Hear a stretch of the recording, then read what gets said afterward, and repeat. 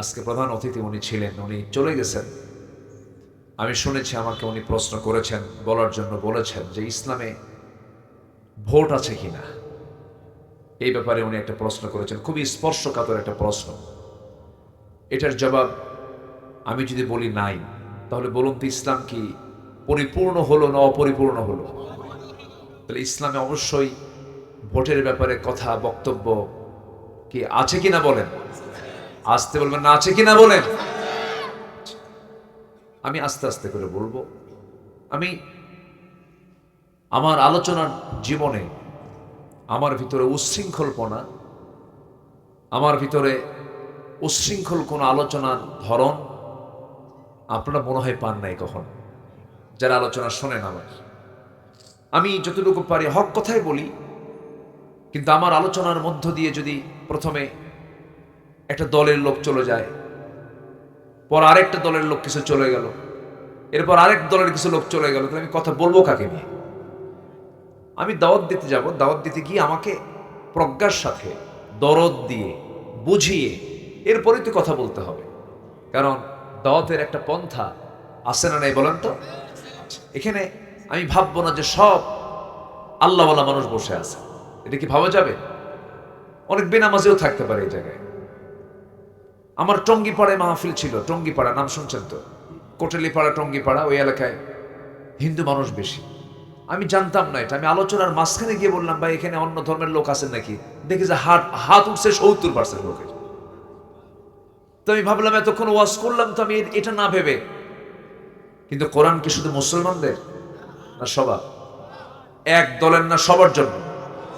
সবার জন্য, যেন সব দল বাদ দিয়ে আল্লাহর দলে আসে। সব দল বাদ দিয়ে কার দলে আসে? আল্লাহর দলে আসে। তাহলে আল্লাহর দল আছে না নাই? আল্লাহর দল বাদ দিয়ে আপনি অন্য দলে যাবেন কেন? আপনি কার? আসতে কবেন না, আপনি কার? আপনার দল করতে হবে কার? আলা ইন্না হিজবুল্লাহি হুমুল গালিবুন, সাবধান, আল্লাহর দলই বিজয়ী। যেরকম সুবহানাল্লাহ। অনেক কথা আছে, একটু মনোযোগ দিয়ে শুনবেন। আমি আজকে হক নিয়ে কিছু কথা বলবো। হক কি নিয়ে? হক, দ্য রাইটস, অধিকার। হাক্কুল্লাহ, আল্লাহর হক। হাক্কুল ইবাদ, বান্দার হক। শুনতে রাজি আছেন না? যদি ফজর হয় আপত্তি নেই? ওরে ব্যাপক সাহস দেখছি আপনাদের ভিতরে। বলি আলহামদুলিল্লাহ। আমি একটু দেখলাম আপনাদের হিম্মতটা কেমন। মাশাআল্লাহ, ঠিক আছে। আমি আসি, ধীরে ধীরে আলোচনার দিকে আমরা চেষ্টা করব, দেখি কতটুকু কি করা যায়। আল্লাহ কবুল করুন, জোরে বলি আল্লাহুম্মা আমিন। সোজা আমরা আলোচনার দিকে চলে যাচ্ছি। তাহলে একটা বিষয় ক্লিয়ার হয়ে গেল যে ইসলামে নাই শব্দ বাদে সবই আছে। ইসলামে নাই শব্দ বাদে কি আছে? সব আছে। ইসলাম কি অপূর্ণাঙ্গ না পূর্ণাঙ্গ? পূর্ণাঙ্গ। আল্লাহ রাব্বুল আলামিন জীবন বিধানের সব ইসলামকে সিলেকশন দিয়েছেন। এটা কারো দুনিয়ার কোনো ব্যক্তিগত কোনো মানুষের তন্ত্রমন্ত্র নয়। আল্লাহ রাব্বুল আলামিন সুন্দর করে বলছেন, যারা পারেন ঠোঁট মিলিয়ে বলুন ইন্নাদ-দীনা ইনদাল্লাহিল ইসলাম। আমরা আল্লাহর কাছে মনোনীত নির্বাচিত জীবন বিধান একটাই, তার নাম হলো ইসলাম। তার নাম কি বলেন? ইসলাম। ইসলাম যে মানে সে হচ্ছে মুসলিম। সে কি বলেন? মুসলিম। তাহলে ইসলাম একটা দল, ইসলামী দল আর নন ইসলামী দল, অনিসলামী দল আমার দেশে আছে না নেই বলেন? আচ্ছা, একটা ইসলামী দল আর একটা কি অনিসলামী দল। কেউ ইসলামকে চায়, কেউ ইসলামকে চায় না। হ্যাঁ, আবার এখানে অনেক মারপ্যাঁচ আছে। এখানে মারপ্যাঁচ কেমন? আল্লাহকে ফাঁকি দিতে চায়, বুঝলেন? মানে কিছু ইসলাম নামাজ পড়বো, হোটেলে গিয়ে মদও খাবো, নামাজ পড়বো, সুদের কারবারও করবো, নামাজ পড়বো, বেশ্যাবৃত্তির লাইসেন্সও দেব। এটা আমার দেশে 54 বছর ধরে আছে না নাই? এটার নাম কি ইসলাম? এটা কি হলো? নির্ভেজাল হলো না ভেজাল হয়ে গেল? বলেন, নির্ভেজাল না ভেজাল? মধু তবে মধুর ভিতরে চিনি আছে। মধু ঠিক আছে, কিন্তু মধুর মধ্যে কি আছে? সেটা কি আর মধু থাকলো? মধুর কোনো কাজ হবে? যেমন মধুর ভিতরে মধুর কার্যকারিতা নষ্ট করার জন্য মিষ্টির সুরা অর্থাৎ চিনি যেমন যথেষ্ট, ইসলামের মধ্যে যারা একটু কম বেশি কাটছাট করতে চায়, ইসলাম ধ্বংস করার জন্য ওই অপকর্মই যথেষ্ট।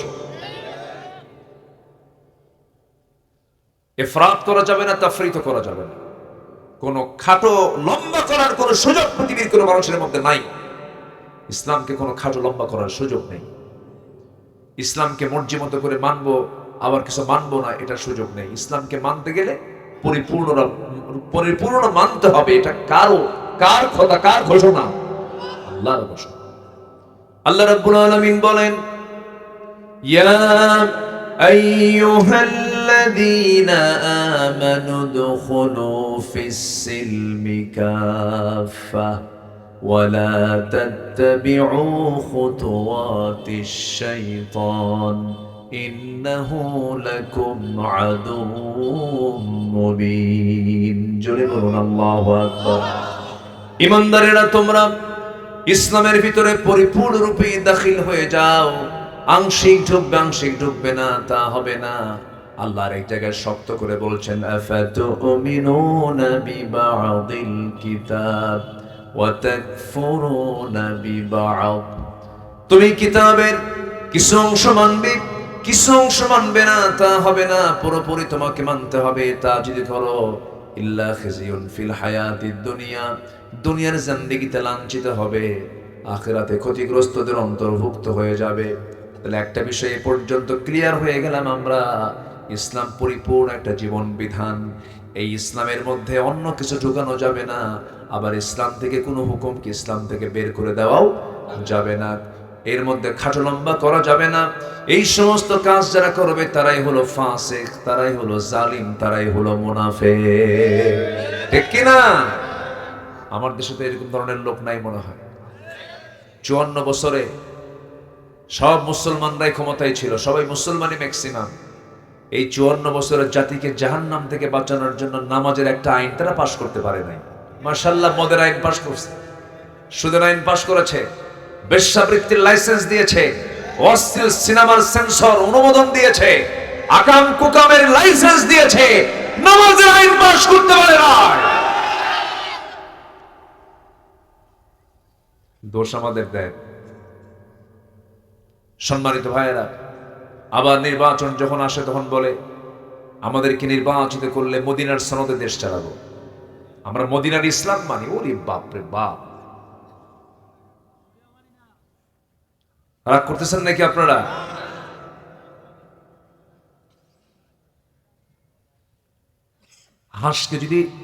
হাঁসকে যদি মোরগের সাঁতার শেখায়, হাঁস বাঁচবে কত? হাঁসকে যদি মোরগের সাঁতার শেখানো হয়, মোরগ কি সাঁতার পারে? হাঁসের তো চলাচলই হলো পানিতে। আলেমদেরকে সবক দেয় কিছু কিছু লোক আছে, আলেমদেরকে সবক দেয়। আপনি বোঝেন কি? আর ওনারা যদি প্রশ্ন করে হুজুর ফরজ করেন 14টা। বিগত পার্লামেন্টে তেলাওয়াত করার লোক ছিল না। কারি সাহেব আসতো তেলাওয়াত করতেন, কারি সাহেব একদিন আসে নাই, তেলাওয়াত করতেছে, শয়তান পেয়ে তোরছে যে তেলাওয়াত আমার ভালো আছে। এই হচ্ছে নেতৃত্ব, মুসলিম নেতৃত্ব।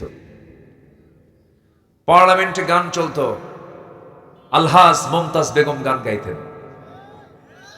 আলহাজ না, হজে গেছে, হজ টজ করে আসছে। আমার দেশে তো অভিনেত্রীরা হজে যায়, যে লাইভ করে। প্রিয় দেশবাসী, আমি ওমরায় এসেছি, সবাই আমার জন্য দোয়া করবেন। আমি যেন ওমরার সকল কাজ সম্পূর্ণ করে দেশে ফিরে যেন সিনেমার কাজ সম্পূর্ণ করতে পারি। শয়তানও এত শয়তান না, শয়তানও এত শয়তান। আমার দেশের কিছু চরিত্র আছে ডাবল স্ট্যান্ডার্ড, খুব দুষ্ট, খুব পাক্কা শয়তান। সব বোঝে, কিন্তু বোঝে না তা না, বুঝেল বোঝে নাই। শয়তান কি কম বুঝে? আচ্ছা বলেন তো, আল্লাহর নাম বেশি নাই কে রাতের বেলা? বাড়িওয়ালা না চোর? বুদ্ধি বেশি কার? বলেন, চোরের বুদ্ধি কিন্তু বেশি। ওরা বোঝে সবকিছু, সব বোঝে, সব জানে, কিন্তু ইচ্ছে করে এগুলো করে। ফেরাউন বুঝতো না, ফেরাউন বলতো আই ইউবাদদিলা দীনাকুম, মুসা তার দিন, মুসার দিনকে পাল্টায় দিচ্ছে, দেখছেন আইন কানুনকে চেঞ্জ করে দিচ্ছে। ফেরাউন বুঝতো তো, আবু জেহেলও বুঝতো সবকিছু। এজন্য আজকের যুগের যারা আবু জেহেল, আজকের যুগের যারা ফেরাউন, তারাও জানে, তারাও বুঝে, সব কিছু বুঝে শুনেই ইচ্ছে করেই শয়তানি করে। আসতে খবর না, জোরে কোন ঠিক কিনা?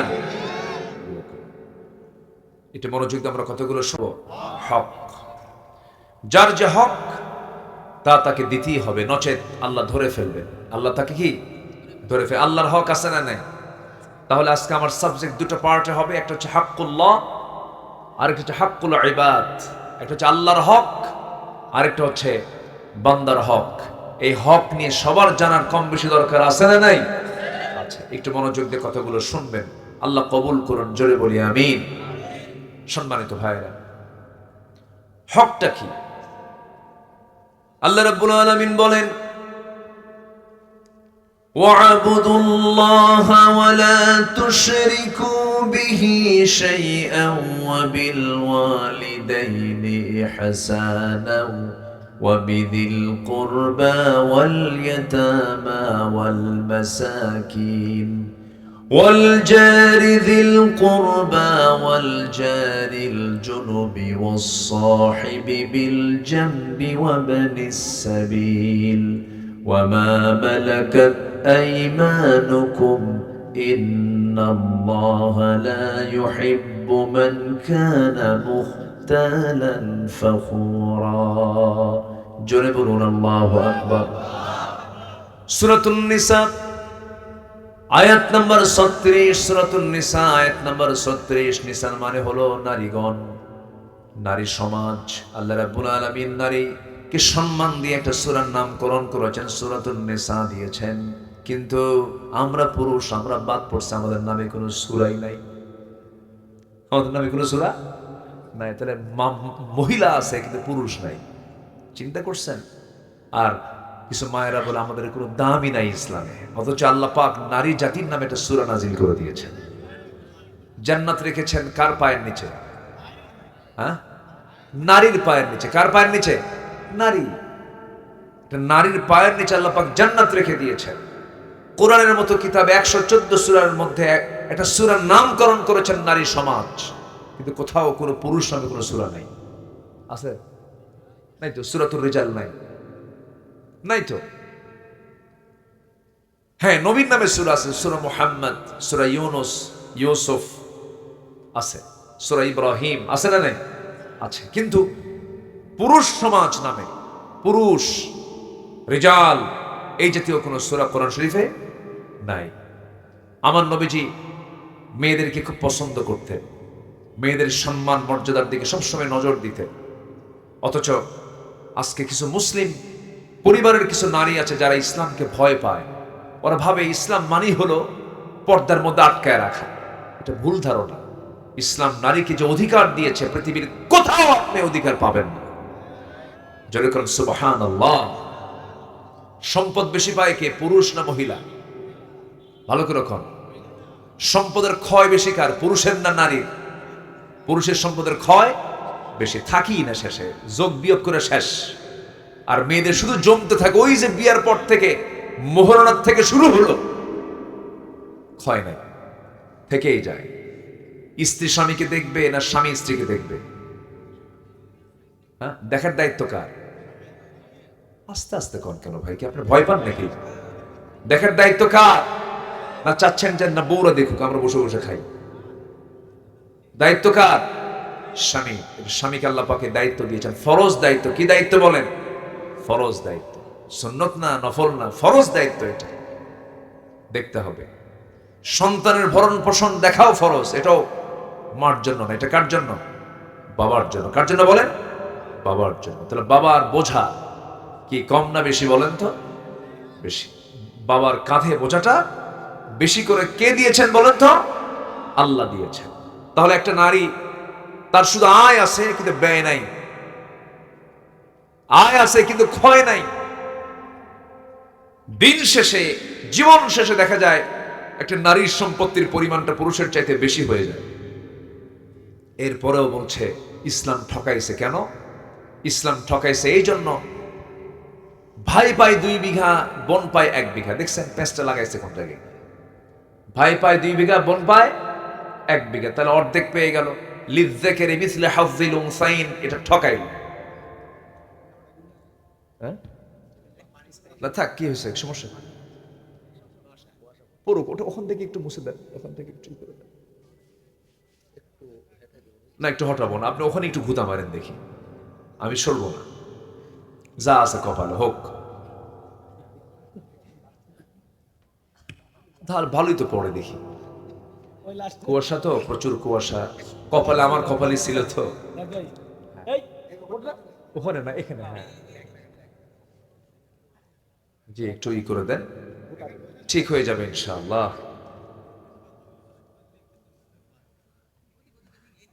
দেখেন আমার মাথায় যেন পড়ে না আবার।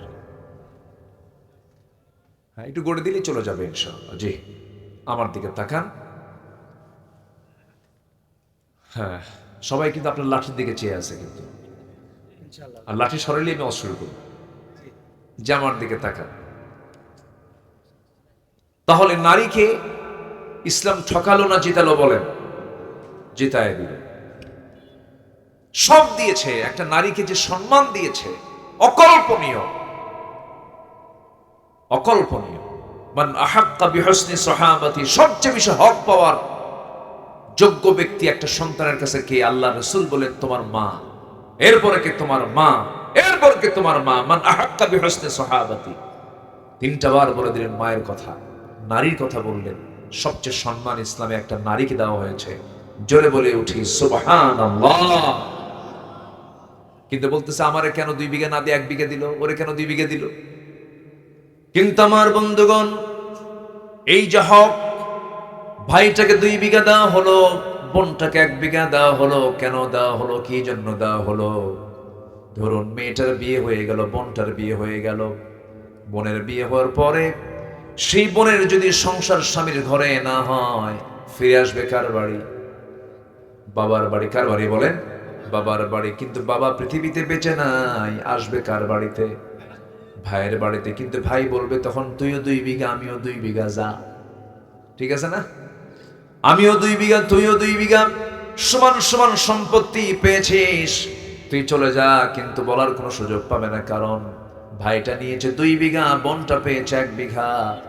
আর এই পৃথিবীতে একজন নারীকে আল্লাহ পাক এত সম্মান, এত মর্যাদা দান করেছেন।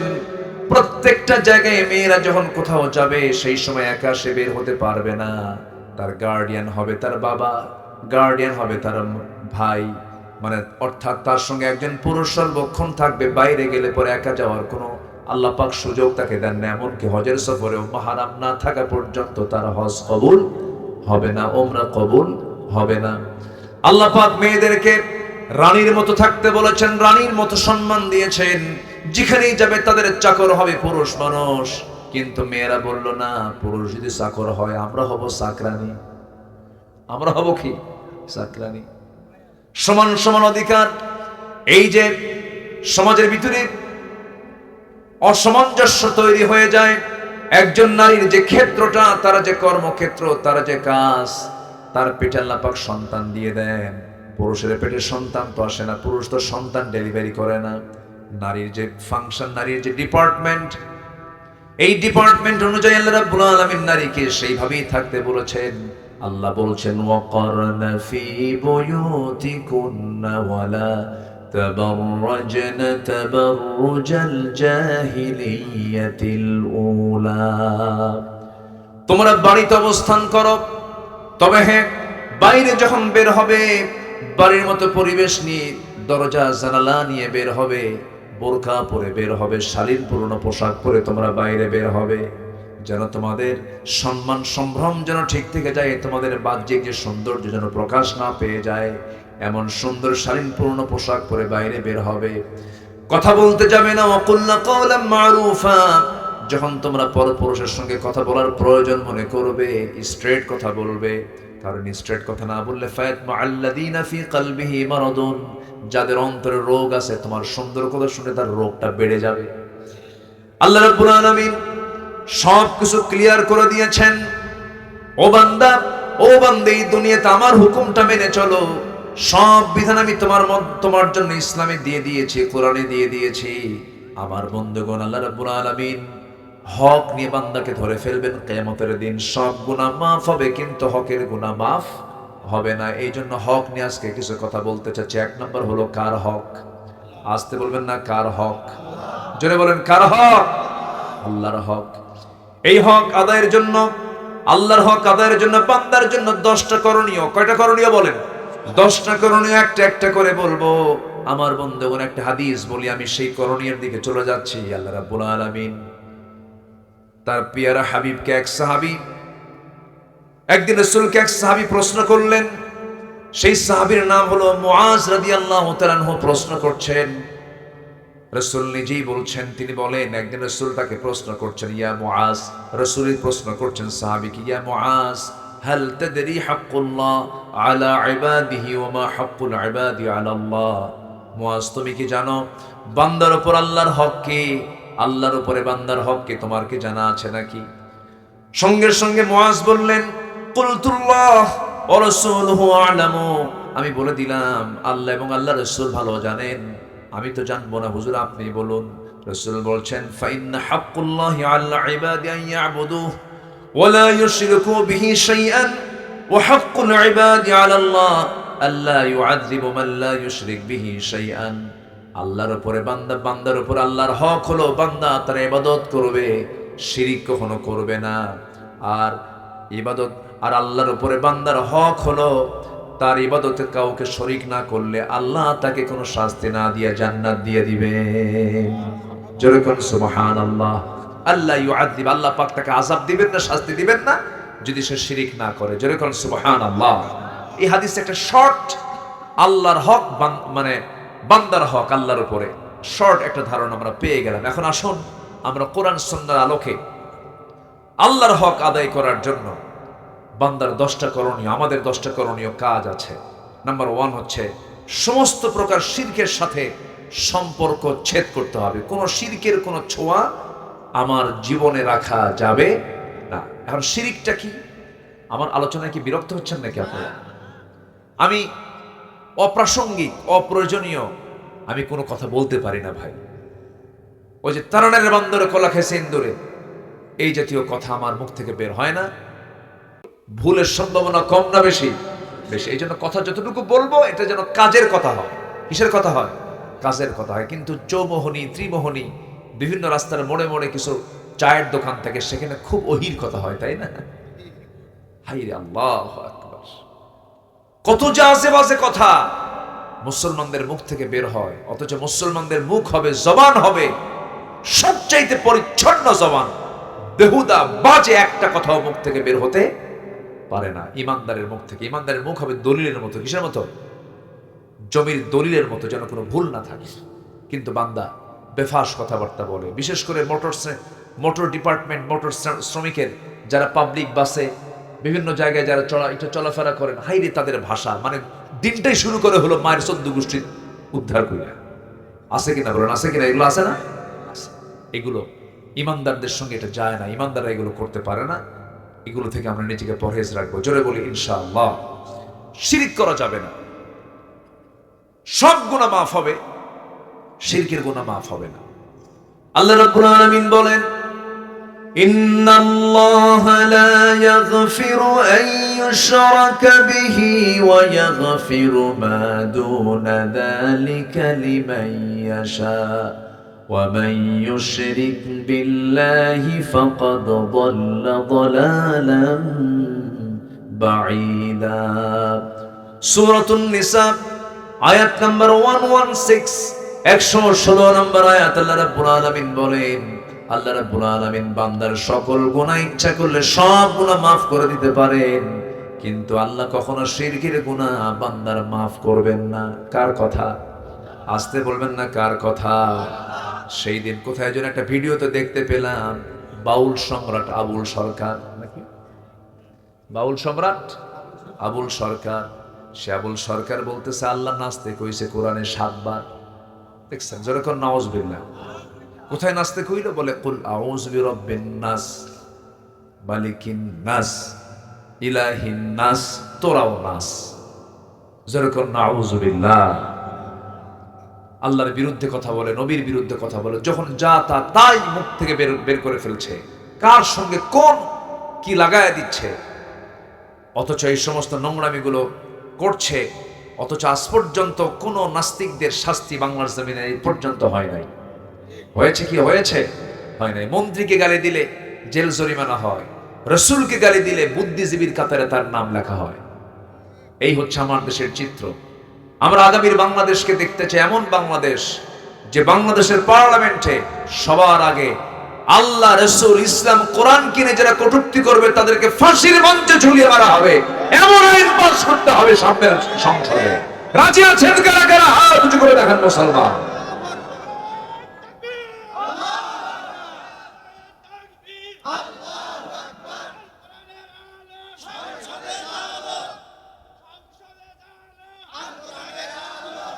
জমিনটা কার? আসতে কবেন না, জমিনটা কার? এই জমিনের মালিকের বিরুদ্ধে কথা বললে আমরা কি চুপ করে থাকতে পারি? আমাদের দায়িত্ব আছে না নাই? আল্লাহর জমিন অবস্থান করে আল্লাহর বিরুদ্ধে কথা বলো, জিহ্বা টেনে ছিড়বো আমরা। আর সেই পর্যায়ে নেই। বাংলাদেশের মানুষ এখন অনেক সচেতন, বিশেষ করে তারুণ্য, যুব সমাজ এখন পালস বোঝে। কারা কি করছে সমস্ত মনিটরিং যুবকরা করে, সব কিছু লক্ষ্য করছে। জাতে মাতাল তাহলে কিন্তু ঠিক আছে। আমি তো হতাশ হয়েছিলাম, যুব সমাজ মনে হয় শেষ হয়ে গেল, কিন্তু না, ওরা জায়গা মতো আন্দোলন করে একদম দুপুর বেলা গায়ে গিয়া গণভবনে মুরগির রান খাইছে। সব বোঝে। কারা দালালি করো, কারা চাঁদাবাজি করো, কারা সন্ত্রাসী করো, কারা কি করো, সব যুবকদের নোটে আছে। যুবকদের নোটে আছে না নাই?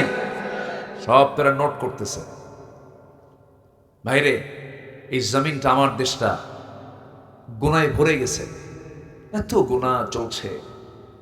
দেখলেন না সপ্তাহ কয়েক আগে কোন এক শুক্রবারে সকাল 10:30টায় একটা জমিন নাড়া দিয়ে উঠলো। এটা নাড়া দেওয়া মানে কি? আমরা কি করি, কেউ যদি একটু ঘুম আসে অথবা কোনো বেখেয়াল হয়, এই কি করি, তাই না, এরকম ধাক্কা দেন, এই এরকম করি না আমরা? আল্লাহ কি করছে? ধাক্কা মারছে। এক ধাক্কায়, কয়েক সেকেন্ডের ধাক্কায় ঢাকা শহরের কোন বিল্ডিং একটা মানুষও নাই, সব মারছে দূর বাড়ি ধুইয়া।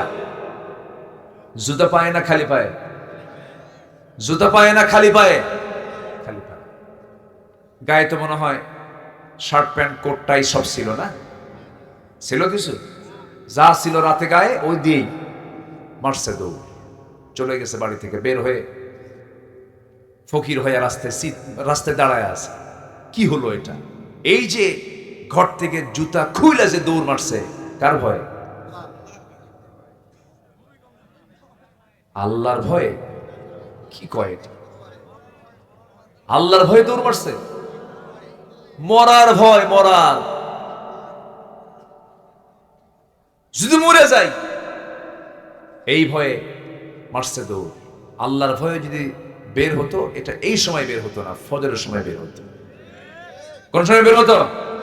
আর ফজরও যদি বের হতো, আল্লাহ হয়তো বা এই ভূমিকম্প দিতেনি না। কি কথা কি বোঝা গেল? কথা ক্লিয়ার? ভূমিকম্প কখন হয়? এই কি কথা কি বুঝতেছেন? কেউ যদি বেখিয়াল হয়, তোমার মনে দেয় কি করো, সতর্ক। এই ভূমিকম্পের মালিককে। একদিন কি ভূমিকম্প হবে না? আরো বড় ধাক্কা হবে না? এমন ধাক্কা হবে সূর্য সংকুচিত হয়ে যাবে। এই আয়াতগুলো আমাকে খুব কাঁদায়, খুব টেনশন করি আমি যখন এগুলো পড়ি না, আমপারার এই সূরাগুলো, আমার রাসূল খুব কাঁদতেন এগুলো পড়তে পড়তে, কেঁদে ফেলতেন। ওই আয়াতগুলো কত ভয়ঙ্কর।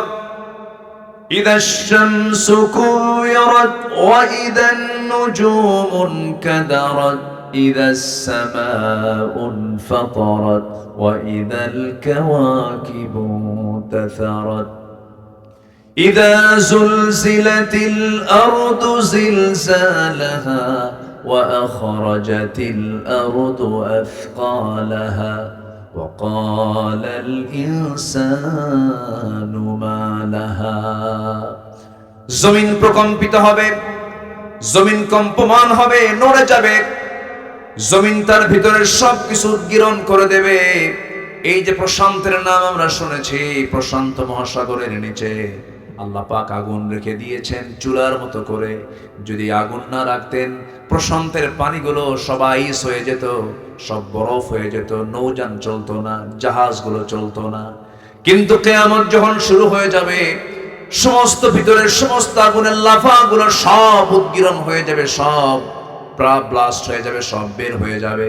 সেই সময় মানুষ এই কঠিন দৃশ্যগুলো দেখে বলবে ওয়াকালাল ইনসানু মা লাহা, এত কিছু করলাম সব তো মাটির সঙ্গে মিশে গেল, সব তো ধ্বংস হয়ে গেল, কিছুই থাকবে না, শুধু থাকবেন যিনি, তিনি আমার চিল্লায় বলুন কে?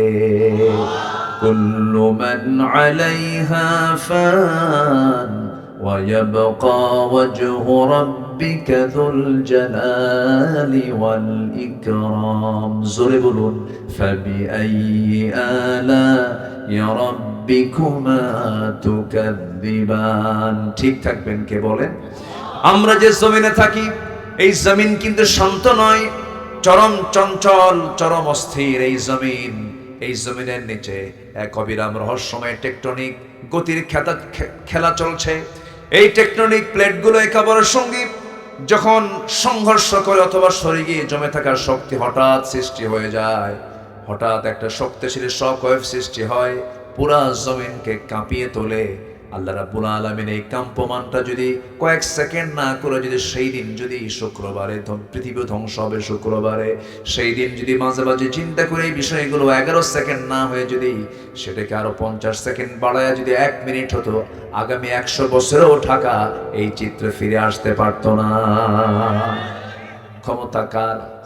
আসতে বলবেন না, ক্ষমতা কার?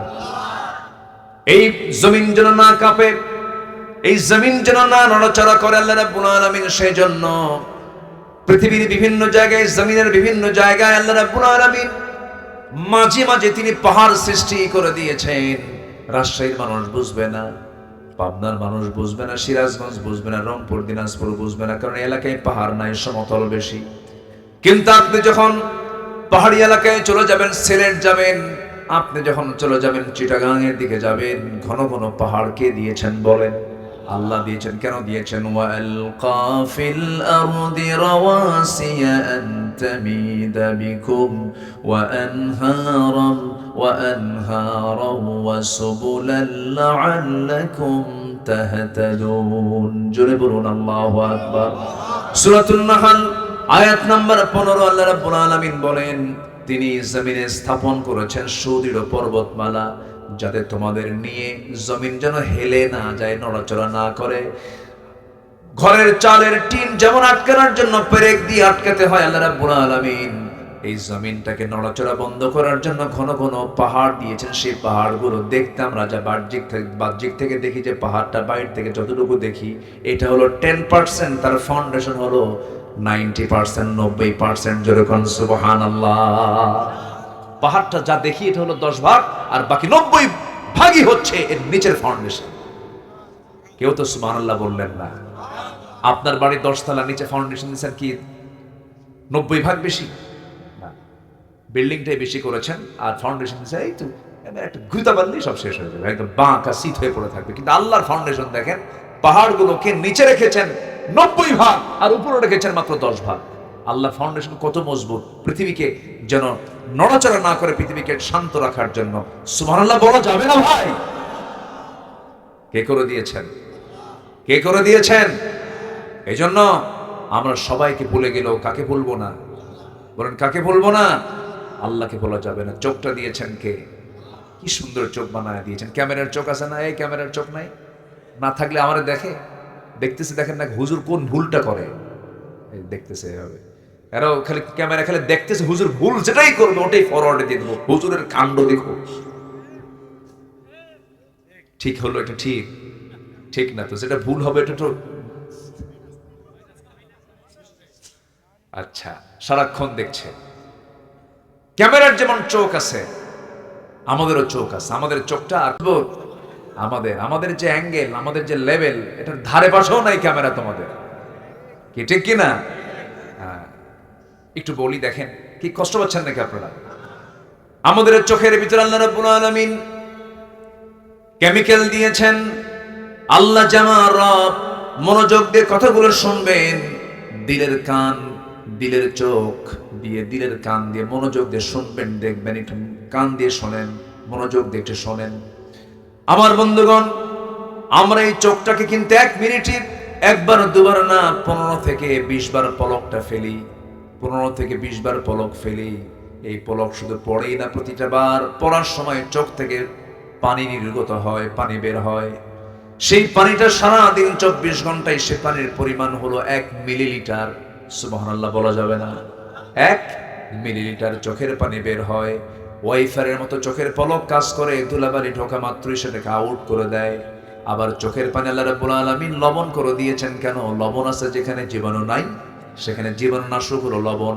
সমুদ্রের পানিকে মিঠা করেছেন না লবণ করেছেন? লবণ করেছেন। নদীর পানি মিঠা করেছেন কেন? নদীর পানি বান্দার প্রয়োজন লাগবে, নদীর পানি দিয়ে সেচ হবে, নদীর পানি দিয়ে গাছগাছালি হবে, এজন্য নদীর পানিকে মিঠা করেছেন। আবার নদী নালা খাল বিল দিয়ে সমস্ত পচা আবর্জনাগুলো সব গড়ে গড়ে গিয়ে সমুদ্রে পড়বে। আল্লাহ রাব্বুল আলামিন সমুদ্রের পানিকে দূষণমুক্ত করার জন্য, সমস্ত দূষিতগুলোকে হজম করার জন্য, জীবাণুমুক্ত করার জন্য 7টা সমুদ্রের সমস্ত পানিগুলোকে মহান রাব্বুল আলামিন লবণ করে দিয়েছেন। আবার ওই লবণ পানি যখন তুলতে হয়, পানি চক্র আকারে যখন লবণ পানিগুলো তুলতে হয়, সেই পানিগুলো লবণ না তুলে মিঠা তোলেন। লাউ নাশাউ জাআলনাহু উজাজান ফালাউলা তাশকুরুন। ওই বঙ্গোপসাগরের পানি রাজশাহীতে আসে না? বৃষ্টিতে আসে না? আসে না? আসে না? বঙ্গোপসাগরের লবণ পানি আসে না? মিঠা পানি আসে। মিঠা পানি পুঠিয়ার ওই অমক কৃষকের সলিমুদ্দিন 4 শতক ধুলাই মলিন জমিনটাকে আল্লাহ পাক সজীব করে দেন, ভেজায় দেন, সিক্ত করে দেন। মিঠা পানির লবণ পানি, মিঠা পানি ফিল্টারিং করলেন কে? আসতে বলবেন না কে? আমি খাই মিঠা পানি, আবার চোখের মধ্যে দিলেন কি পানি? লবণ পানি। এটাকে লবণ করে দিলেন কে? আমরা দেখলে ভাবি না। আল্লাহ রাব্বুল আলামিন এই চোখের পানি যদি লবণ না করে মিঠা করতেন, সবার চোখ কানা হয়ে যেত। 800 কোটি মানুষ যদি কানা হতো, দুনিয়া চলতো? চলতো দুনিয়া? চোখের সহজে অসুখ হয় না, চোখের সহজে রোগ হয় না। চোখের সমস্যা হয় সাধারণত 50 বছরের পরে গিয়ে, 40 বছরের পরে গিয়ে চোখের সমস্যা হতে পারে। কিন্তু চোখটাকে আল্লাহ রাব্বুল আলামিন ফ্রেশ রেখে দিয়েছেন। এই চোখের মধ্যে আল্লাহ রাব্বুল আলামিন লাইসোজাইম নামের এক প্রাকৃতিক অ্যান্টিবায়োটিক দিয়েছেন, যা চোখকে ব্যাকটেরিয়ার আক্রমণ থেকে রক্ষা করে। মানুষ যখন কান্দে চোখ থেকে পানি বের হয়, আল্লাহর ভয়ে যখন দিল কাঁপে তখন চোখ থেকে পানি বের হয়। এই অশ্রু আবার চোখের বাইরের অংশে পুষ্টি অক্সিজেন সরবরাহ করে, কারণ কর্নিয়াতে রক্তনালী থাকে না, তাই চোখের জল চোখকে রক্ষা করে শুকিয়ে যাওয়া, ক্ষয়, ব্যাকটেরিয়ার আক্রমণ থেকে। সুবহানাল্লাহ বলা যাবে না? যেরকম সুবহানাল্লাহ। আমাদের 2 চোখে আছে 27 কোটি 40 লাখ ফটো রিসেপ্টর। 27 কোটি 40 লাখ ফটো রিসেপ্টর নামক শ্রমিক আমাদের চোখে নিয়মিত কাজ করে যাচ্ছে 24 ঘন্টা। যেরকম সুবহানাল্লাহ। প্রত্যেক ব্যক্তির 2 চোখে এই কাজটা করে যাচ্ছে। আমার বন্ধুগণ, এই ক্যামেরা কয়টা রং ধারণ করবে? আর আমার আপনার চোখে মহান রব্বুল আলামিন 1 কোটি রং চেনার ক্ষমতা দিয়েছেন। 1 কোটি। সুবহানাল্লাহ। কে দিয়েছেন? এই চোখের দৃষ্টি সীমা পাই 200 ডিগ্রি পর্যন্ত বিস্তৃত। 200 ডিগ্রি। কত ডিগ্রি? তোমারটা কয় ডিগ্রি? নাই তো। আমার বন্ধুগণ, আল্লাহ রাব্বুল আলামিন মানুষের চোখের মধ্যে প্রায় 576 মেগাপিক্সেল দিয়েছেন। 576 মেগাপিক্সেল আছে ক্যামেরা। সম্ভব? সম্ভব না। সুবহানাল্লাহ বলা যাবে না ভাই? কে দিয়েছেন? এখন আল্লাহ বান্দাকে প্রশ্ন করছেন, আলাম নাজআল লাহু আইনাইনি ওয়া লিসানান ওয়া শাফাতাইনি ওয়া হাদাইনাহুন নাজদাইন। জোরে বলুন আল্লাহু আকবার।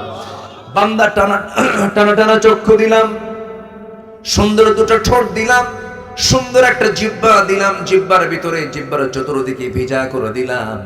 মুখের মধ্যে লালা দিয়েছেন কে? লালাটার স্বাদ কেমন? লালা কি লবণ, মিঠা না তিতা? কি পাইনসা? কে যেন পাইনসা করলো? হ্যাঁ, কোনো স্বাদ নাই। এটা কে করে দিয়েছেন? তাহলে চোখেরটা কি লবণ, আর জিহ্বারটা কি পাইনসা, আর কানেরটা কি? কানে কানে ময়লা আছে না? কানের ময়লা কি বলেন? কানের ময়লা কি বলে লেখায়? খোল, গরু খায়। এই ময়লা সেই ময়লা নয়, এই ময়লা কাজের ময়লা। এই ময়লাকে আল্লাহ রাব্বুল আলামিন তিতা করে দিয়েছেন। যদি মিষ্টি করে দিতেন, তিতা এটা কিন্তু স্বাদ, কিন্তু তিতা। খান নাই তো বুঝবেন কি? আমিও খাই নাই, কিন্তু আমি জানি যে এটা তিতা। এই তিতা কেন করেছেন? তাহলে চোখেরটা লবণ, মুখেরটা হলো পাইনসা, স্বাদ ছাড়া। কানেরটা হলো তিক্ত করে দিয়েছেন কেন? আপনি রাতের বেলা ঘুমিয়ে পড়বেন, ঘুমানোর সঙ্গে সঙ্গে আপনার তো কোনো সেন্স নাই। যদি আপনার কানের ময়লাটা, যদি এয়ারক্সটা যদি সুইট হতো, মিষ্টি হতো, সমস্ত পিঁপড়া জমা হতো কোথায় গিয়ে বলেন? কানে। কান সাফ করবেন না ঘুম পারবেন? হঠাৎ করে কোনো কানা পিঁপড়া, কি পিঁপড়া, কোনো কানা পিঁপড়া যদি কানের মধ্যে ঢুকেই যায়, ঢোকার পরে যখন দেখবে তিতা থাকবে না, তাড়াহুড়ো করে বের হয়ে চলে আসবে। আল্লাহ রাব্বুল আলামিন আপনার কান শুধু বানায় দেন নাই, কানটাকে সিকিউরিটি করে এটাকে এখানে আল্লাহ রাব্বুল আলামিন সেই পদার্থ রেখে দিয়েছেন। যেরকম সুবহানাল্লাহ। কে? কার অবদান? কার অবদান? আল্লাহর অবদান। আল্লাহ কান দিলেন, সিকিউরিট করলেন, চোখ দিলেন, নিরাপত্তা দিলেন, জিহ্বা দিলেন, স্বাদ দিয়ে দিলেন। এই স্বাদ, কত স্বাদ দিয়েছেন আল্লাহ পাক। একটা জিহ্বার ভিতরে মেশিন হলো, একটা মেশিন সেট করেছেন। জিহ্বার ভিতরে হাজার প্রকার খাবার জিহ্বায় আসে, হাজার প্রকার স্বাদের সমস্ত তথ্য জিহ্বা জানায় দেয় ব্রেনকে। যেরকম সুবহানাল্লাহ। আমার বন্ধুগণ, বিমান সুন্দর না পাখি সুন্দর? আজ থেকে মানে বিমান সুন্দর না পাখি সুন্দর? বিমান থেকে পাখি না পাখি থেকে বিমান? বলেন বলেন বলেন। আচ্ছা বলেন তো, যদি ঢাকা থেকে বিমান এসে যদি বলে পুঠিয়ে নামবো, উপায় আছে? যদি বলে নাটোর নামবো, উপায় আছে? যদি বলে সিরাজগঞ্জ নামবো, উপায় আছে? যদি বলে টাঙ্গাইল নামবো, উপায় আছে? যদি বলে চাঁপাইনবাবগঞ্জ নামবো, উপায় আছে? নামতে হবে পবা। নামতে হবে কোথায়? পবার মধ্যে না? নৌহাটা তো পবার মধ্যেই তো, পবা উপজেলার মধ্যেই তো। পবায় নামতে হবে, এয়ারপোর্টে নামতে হবে, একটা বড় এয়ারপোর্ট লাগবে। এছাড়া মানুষের বিমান নামবে না। আর আল্লাহর বিমান নামতে, এই যে পাখিগুলো, কোনো কিছু লাগে? কিছু কোনো পোর্ট লাগে, রাডার লাগে, অনুমতি লাগে? আসবো নাকি, দেখেন তো বাজে নাকি, এরকম কিছু হয় না। আপনার ঘরের ভিতরে ভেন্টিলেটরের মধ্যে বাবুই পাখি বাসার পেশেন্ট, কোন একটা পাখি বাসা চট করে এসে নেমে পড়লো, ল্যান্ডিং করলো, ফ্লাইং করলো, কোনো কিচ্ছু লাগে না, কোথাও কোনো গ্যাঞ্জামও লাগে না, কোনো ধাক্কাও লাগে না, কোনো অ্যাক্সিডেন্টও হয় না। যেরকম সুবহানাল্লাহ। কোনটা কোনটা উন্নত, বিমান না পাখি? ওয়া আরসালা আলাইহিম তায়রান আবাবিল তারমিহিম বিহিজারাতিন মিন সিজিল। আমি সিজিল নামক বোমা ওই বিমানের মধ্যে দিয়েছি, ওখান থেকে নিক্ষেপ করেছে, আর সেই বিমানটার নাম হলো আবাবিল। বিমানটার নাম কি? সম্মানিত ভাইরা, একটা পাখি আছে, পেরেগ্রিন ফ্যালকন নামে একটা পাখি আছে, যে পাখিটা ঘন্টায় ওড়ে হলো 400 কিলোমিটার। এত আস্তে সুবহানাল্লাহ বললেন। তার ঢাকা এখান থেকে কত কিলোমিটার? 300 ধরে, হ্যাঁ 220, হ্যাঁ 220-30 হবে। আচ্ছা, এখান থেকে রাজশাহী থেকে দূরে হবে, এখান থেকে ধরেন 220-30 কিলোমিটার দূরে ঢাকা। একটা পাখি পেরেগ্রিন ফ্যালকন যদি রওনা দেয়, 1 ঘন্টায় ওর আসা যাওয়া প্রায় হয়ে যাবে। একটা পাখি সুবহানাল্লাহ বলবেন না? তাকে রকেট বার্ড বলা যায়, পেরেগ্রিন ফ্যালকন। আর একটা চিতাবাঘ ঘন্টায় 112 কিলোমিটার বেগে দৌড়ায়, 112 কিলোমিটার, চিতাবাঘ। এই পেরেগ্রিন ফ্যালকনটা যখন আকাশে ওড়ে, এখন এই যে উঠতেছে, বাতাস তো ঠিকই তার নাকের মধ্যে ঢুকছে, লাঞ্চ তো ফেটে যাওয়ার কথা, এত জোরে ঘোরে, এত জোরে ওড়ে, লাঞ্চ তো ফেটে শেষ হয়ে যাওয়ার কথা, লাঞ্চ তো ফাটে না। কেন ফাটে না? কি জন্য ফাটে না? আল্লাহ রাব্বুল আলামিন ওই পেরেগ্রিন ফ্যালকনের নাকের ভিতরে এমন প্রযুক্তি ব্যবহার করেছেন, এমন একটা হাড়ের ট্যাপ লাগায় দিয়েছেন, শক্ত হাড়ের ট্যাপ লাগায় দিয়েছেন। যখন সে দ্রুত গতিতে চলতে থাকে তখন যত বাতাস, সমস্ত বাতাসগুলো আগে ওই হাড়ের কাছে এসে ধাক্কা খায়, ধাক্কা খেয়ে গতিটা কমে যায়, আস্তে করে লাঞ্চে বাতাসটা ঢুকে যায়, লাঞ্চ ফাটে না। জোরে কোন সুবহানাল্লাহ।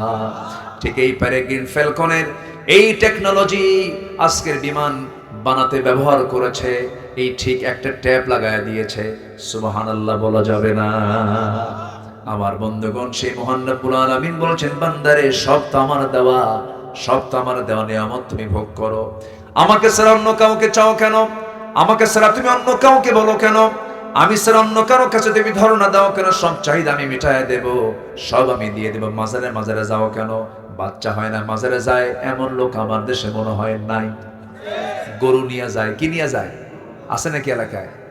গরু নিয়ে যায়, খাসি নিয়ে যায়, এই সমস্ত কিছু নিয়ে যায়। যারা মাজারে গরু নিয়ে যায় তারা আরেক বলদ, তারা আরেক কি বলেন? বলদ। কাম নাই কাজ নাই, এমনি এক কাম করে। কোন মাজার পেলে পরে থামে, ব্রেক মারে। ট্রাকের ড্রাইভার ট্রাক চালাচ্ছে, হেল্পার বলে বস থামেন, সামনে মাজার শরীফ। থেমে গেল, কসকস একখান 100 টাকার নোট দিয়ে বলল, বাবা দিয়ে গেলাম, অ্যাক্সিডেন্ট যেন না হয়, তুমি একটু দেখো। যেরকম নাউজুবিল্লাহ। আচ্ছা, কবরে যে শুয়ে আছে ও কি বিপদে না নিরাপদে আছে? কন্ত এটা কি বিপদের জায়গা না? কন্ত সে তো নিজেই বিপদে আছে, আপনাকে কি উদ্ধার করবে? আমাকে বাঁচাবেন কে? আসতে কবেন না, আমাকে বাঁচাবেন কে? বহুদিন আগে আমি গাবতলীতে, ঢাকা গাবতলীতে আমি যাচ্ছি, কোন একটা প্রোগ্রামে যাচ্ছি, তো এরকম সালার চট পড়ে, মাথার চুলগুলো উস্কো খুস্কো, মাথার চুল কাটে না, জট পাকতে পাকতে মহাজট, ওর মধ্যে উকুন থাকতে থাকতে উকুন পর্যন্ত বিরক্ত, মোষও বড়, দাড়িও বড়, বগলের চুলও বড়, নিচের দিকে আর গেলাম। অসামাজিক, গোটা গায়ে পাঠার মতো বন্ধ। আছে না নাই বলেন তো? আছে না নাই? এরকম এরকম পাগল কিছু আছে না? এই যে ট্রেন স্টেশনে পাবেন, বিভিন্ন জায়গায় কিছু কিছু আছে এগুলো। তো হেঁটে হেঁটে যাচ্ছে, ছালার চট পড়ে, পিছে কিছু কিছু লোক তাকে ফলো করছে আর বলছে, বাবা, ও বাবা, বিয়ের বয়স এত বছর, বাচ্চা কাচ্চা হয় না, বাবা দেখো তো আমার কপালে বাচ্চা আছে কিনা, এরকম করে বারবার বলতেছে, পিছে পিছে যাচ্ছে। বাবা তো কোনো কথা বলে না, বাবা মানে মোষ দিয়ে ঠোঁট। একদিন বললাম, এক ট্রাকের ড্রাইভারকে ডাক দিয়ে বললাম, ওই ট্রাকের হোটেল আছে না কিছু, রাতের বেলা আমরাও তো বসি ওগুলোতে, মানে রাতের বেলা আমরা তো নিশি কুটুম, বোঝেন নাই? রাতে আমরা জেগে জেগে থাকি, পুলিশ থাকে আর আমরা থাকি, আর শিয়াল থাকে মাঝে মাঝে। রাত্রেবেলা এভাবে ঘোরাঘুরি হয়তো, অশেষে চলে যায়, সারা রাত, ফজর পর আবার ঘুমাতে হয়। তো এক ট্রাকের ড্রাইভারকে বললাম, ভাই তোমার এই ট্রাকের পিছনে ছেঁড়া জুতা রাখার রহস্য কি? হুজুর, বদনজর থেকে বাঁচার জন্য। বদনজর থেকে বাঁচার জন্য কি জুতা? ছেঁড়া জুতা না সূরা নাস? বলেন কি কি বলেন? বদনজর থেকে বাঁচার জন্য কোন সূরা বলেন?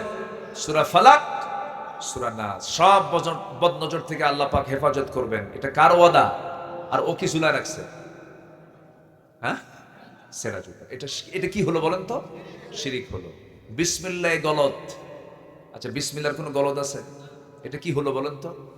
শিরিক হলো। বাবা লক্ষ্মী সোনা, লক্ষ্মী কাদের দেবতার নাম? অন্য ধর্মের, এটা কি বলা যাবে? কথার কি কি হলো? কথার কি হয়ে গেল? শিরিক হলো। এইভাবে অনেক বহু শিরক আমাদের মুখ থেকে অবলীলায় বের হয়ে যায়। আমরা শিরক থেকে আমরা বাঁচবো। আল্লাহর আইন ছাড়া অন্য কোনো আইন মানলে এটা কি হবে? শিরিক হবে। আল্লাহ পাক আমাদেরকে আল্লাহর আইন মেনে, সে আল্লাহর আইন যারা প্রতিষ্ঠা করতে চায় সেই দলের শামিল হওয়ার তৌফিক দান করুন। ইসলামে অবশ্যই সমর্থন আছে না নাই বলেন তো? সমর্থন আছে না নাই বলেন তো? আছে। সম্মানিত ভাইয়েরা, আপনি একটা চোরকে চেয়ারে বসায় দিলেন, চেয়ারম্যানের চেয়ারে চোরকে বসালেন, চোর চেয়ারম্যানের চেয়ারে বসে জন্মের চুরি করলো, মানে গম চোর, তেল চোর, রাস্তার টাকা চোর, সব চুরি করে শেষ করলো। আপনি যে সমর্থন দিলেন, আপনার আমলনামায় তো সওয়াব হবে না? হ্যাঁ, বরঞ্চ সওয়াবের অংশ না পাপের অংশ? আর ভালো কাজ করে সওয়াবের অংশ পাবেন। তাহলে এটা কি দিনের কাজ না? বলেন, এটা কি দিনের কাজ কিনা বলেন? আপনি এটাকে দিনের কাজ মনে করেন না কেন? আপনি কেন রাজনীতিকে পৃথক করতে চাচ্ছেন? যারা ইসলাম থেকে রাজনীতিকে পৃথক করতে চায় তাদের দ্বারাই স্বৈরাচার প্রতিষ্ঠা হতে পারে। जुदा हो दीन सियासत से तू रह जाती है चेंगेजी। আল্লামা ইকবাল বলেছেন, যখন দিন থেকে ইসলামকে, কেবল দিন থেকে যখন রাষ্ট্রকে যখন সরিয়ে দেওয়া হয়, সেই জায়গায় চেঙ্গিস খানের স্বৈরাচারী শাসন সেখানে কায়েম হয়ে যায়। এটা মাথায় রাখতে হবে। আমরা শিরকের কাছে যাব না, জোরে বলি ইনশাআল্লাহ। নাম্বার 2 হলো আল্লাহর প্রতি ঈমান আনা এবং তার উপরে দৃঢ় থাকা।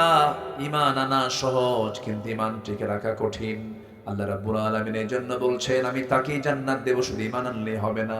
আল্লাহ বলছেন, ইন্নাল্লাযীনা ক্বালু রাব্বুনাল্লাহু সুম্মা ইসতাকামু তাতানাসসালু আলাইহিমুল মালায়েকা আল্লা তাখাফু ওয়া লা তাহজানু ওয়া আবশিরু বিল জান্নাতিল্লাতী কুনতুম তুআদুন। জোরে বলুন আল্লাহু আকবার। হামিম সিজদা আয়াত নাম্বার 30। আল্লাহ রাব্বুল আলামিন বলেন, যারা ঈমান এনে, যারা বলল আমার রব আল্লাহ, এর উপরে টিকে থাকলো, আল্লাহ রাব্বুল আলামিন বলছেন ওই সমস্ত বান্দার জন্য আমি আল্লাহ জান্নাতের সংবাদ দিয়েছি। জোরে কোন সুবহানাল্লাহ। ঈমান আনা সহজ, টিকে থাকা। আসিয়া ঈমান এনেছেন, টিকে থেকেছেন, শহীদ হয়েছেন, কিন্তু স্বামীর সামনে, দুনিয়ার কারোর সামনে মাথা নত করেন নাই। আসিয়া কি শহীদ হন নাই? জীবন দেন নাই উনি? তার কি সম্মান কম ছিল নাকি? একজন দেশের প্রধানমন্ত্রী, একজন দেশের রাষ্ট্রপতির বউ, বলুন তো, একটা প্রশ্ন করব, বলুন তো, চেয়ারম্যান বড় না চেয়ারম্যানের বউ বড়?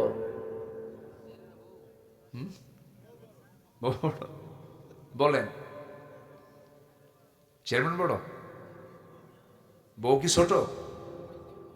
বউকে আপনি ছোট ভাবেন? যারা ভাবতেছেন যে চেয়ারম্যান বড়, বিয়ে করেন না, এখনো বিয়ে করেন। আপনি যত বড় নেতা হন, বউয়ের কাছে কায়েত।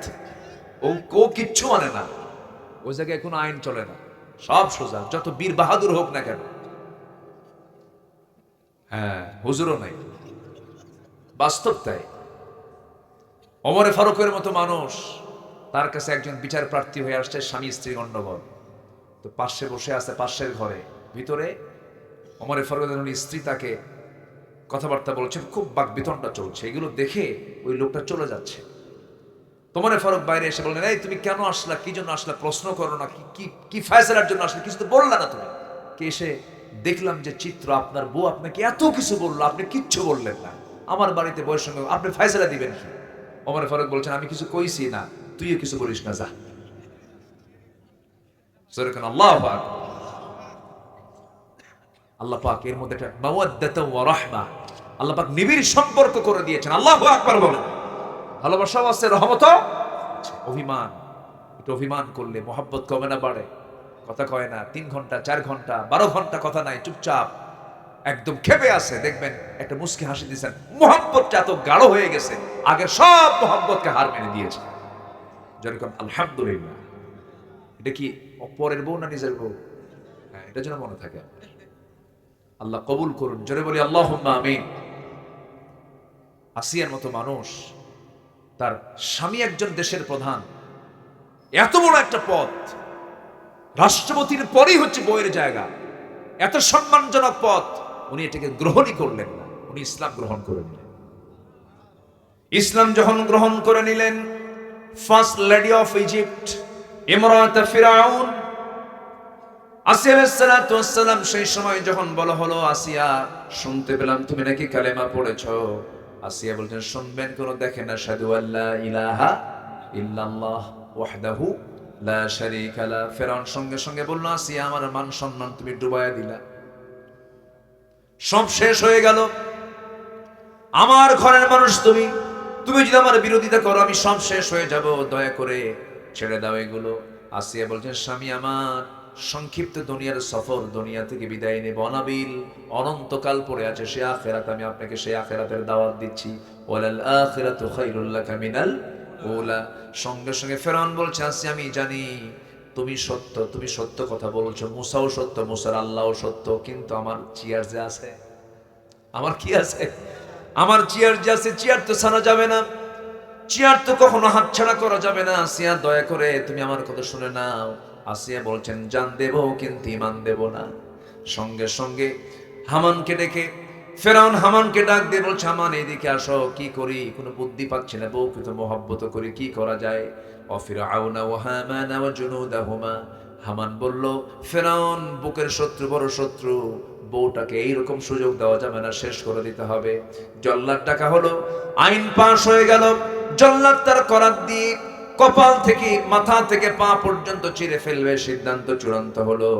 এরপর শেষবারের মতো ফেরাউন এসে বলছে, আসিয়া, দাম্পত্যময় জীবন সুখময় ছিল, ভালোই ছিলাম আমরা, তুমি কেমন পেঁচ লাগায়া দিলা? দেখো শেষবারের মতো তোমাকে বললাম, তুমি কি করবা বলো? আসিয়া বলতেন, স্বামী আমার, সম্মান করি আপনাকে, তবে একটা কথা জেনে রাখবেন, আমার আল্লাহ কিন্তু আমার নাকের মধ্যে জান্নাতের ঘ্রাণ ঢুকায়া দিয়েছে। আল্লাহু আকবার। ফেরাউন অর্ডার দিয়ে দিল জল্লাদকে, করাত দিয়ে যখন চেরা শুরু করলো, মাথা থেকে ফিনকি দিয়ে রক্ত পড়া শুরু হয়ে গেছে। সেই সময় ওই কঠিন মুহূর্তে আসিয়া আল্লাহর নামটা বলেন না। আসিয়া সেই সময় দোয়া করছেন, ওই কঠিন সময়ে তিনি দোয়া করতে বললেন না। সেই দোয়াটা আল্লাহ রাব্বুল আলামিন 4000 বছর আগের দোয়া আল্লাহ রাব্বুল আলামিন কোরআনে কোট করে বলছেন, রব্বি বিনিলি ইনদাকা বাইতান ফিল জান্নাহ ওয়া নাজ্জিনি মিন ফিরআউনা ওয়া আমালিহি। আল্লাহ তুমি আমার জন্য বানায় দাও একটা ঘর তোমার ঘরের সাথে। সুবহানাল্লাহ। আল্লাহকে কত কাছে টেনেছেন। আল্লাহ আমার কাছে না দূরে? বলেন, বলেন কাছে না দূরে? এটা কি এক সময় না সব সময়? আসতে কবে না, এক সময় না সব সময়। এই যে জীবিত আছে এই সময় তিনি কাছে, মরার পরেও কাছে। কিন্তু মরার পরেও পৃথিবীর কেউ কাছে নাকি? কিন্তু আমার কাছে সব সময় যিনি, তিনি আমার কে? তিনি আমার আল্লাহ। আসিয়া তো কাছে টানলেন, আল্লাহকে বলছেন, আল্লাহ তুমি আমার জন্য বানায় দাও একটা মাত্র ঘর, কিন্তু সেই ঘরটা হওয়া চাই তোমার ঘরের দেওয়ালের সাথেই একটা ছোট্ট ঘর দিয়ে দিও। আর তুমি আমাকে ফেরাউন থেকে, ফেরাউনের অপকর্ম থেকে তুমি আল্লাহ আমাকে বাঁচাইয়া দিও। আমি দুনিয়া থেকে বিদায় নিচ্ছি। বিদায় দিলেন আসিয়া, আর দুনিয়াবাসীকে জানান দিয়ে দিল, দুনিয়ার মানুষগুলো তোমরা জেনে রেখেও, ইমানকে টিকে রাখার জন্য জীবনটা এমন করে হাসি মুখে দিয়ে দিতে হয়। যেরকম সুবহানাল্লাহ। আমার ভাইয়েরা, আমার বন্ধুগণ, অনেক কথা আছে এখনো। আল্লাহর হক হলো 10টা, 2টা বলে ফেললাম। ইমান এনেছি, ইমান নিয়ে টিকে থাকবো আমরা। মনে থাকবে তো সবার? ইমান টিকে থাকবে, টিকে রাখার দরকার আছে না নাই বলেন? ইমান কখনো বিক্রি করে দেওয়া যাবে না। মাত্র একটা বিড়ির প্যাকেটের কাছে ইমান বেচে দেয়, আছে কি না? প্যাকেট পাইছে, ইমান বেচে শেষ। যারা আমানতদারিতে নাই তার ইমান আছে? যারা আমানতদারিতে নাই, লা ঈমান লিমান লা আমানাতা লাহ ওয়াল্লাযিনা হুম লিআমানাতিহিম ওয়া আহদিহিম রাউন। যারা আমানতদারিতে নাই তার ইমান নাই। আর ইমানদার যারা হবে তার আমানতদারিতে হবে। আপনি যাকে সমর্থন দিচ্ছেন, এটা একটা আমানত না? আস্তে করে, এটা আমানত কিনা বলেন? এই আমানতের খেয়ানত করা যাবে? যা খেয়ানত করছি আমরা আর করব না। সামনে আমার আমানতটাকে সঠিক জায়গায় প্রয়োগ করব। জোরে বলে ইনশাআল্লাহ। তাহলে এখন বলেন, এই সমর্থন, আমানত, এটা কি ইসলামের মধ্যে আছে না নাই? উত্তর দিছে কি দেই নাই?